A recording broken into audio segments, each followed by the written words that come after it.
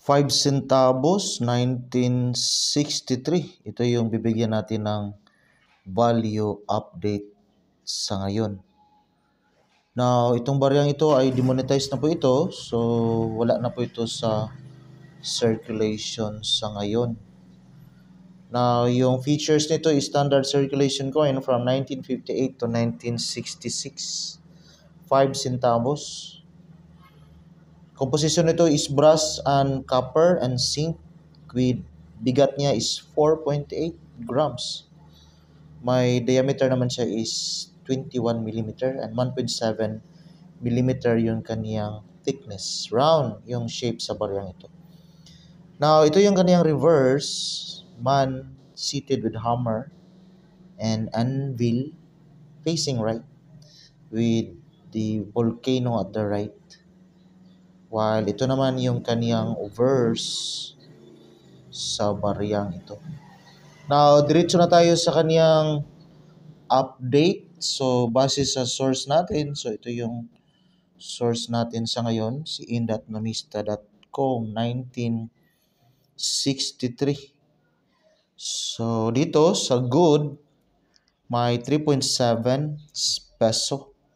With very good 13, at saka very fine 18, at saka extra fine, almost uncirculated 24, and uncirculated naman is 52. So, ito yung value quotation ni in.numista.com. So, depende pa rin sa quality. Now, dito kay ucoin.net, try natin tingnan. Dito kay ucoin.net. So, may value quotation, 0.61 US dollar, 1963. Kagaya sa barya natin. Pero, mas maganda yung barya niya. So, 0.61. May nagbibinta na rin dito sa Carousel PH. So, 5 centavos, 1963. The same year sa barya na hawak natin. So, may seller tayo dito. Mark Collections.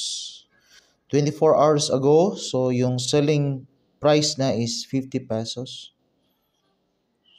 So, sa mga bago pa lang nag-collect ng mga coins, so at least may idea kayo kung magkano. So, may nagbibinta sa ganitong klaseng barya na 50 pesos dito sa atin. Yung seller natin is Mark Collections. 5 centavos mga kabarya. Yan lang po. Maraming salamat and God bless us all and enjoy your day.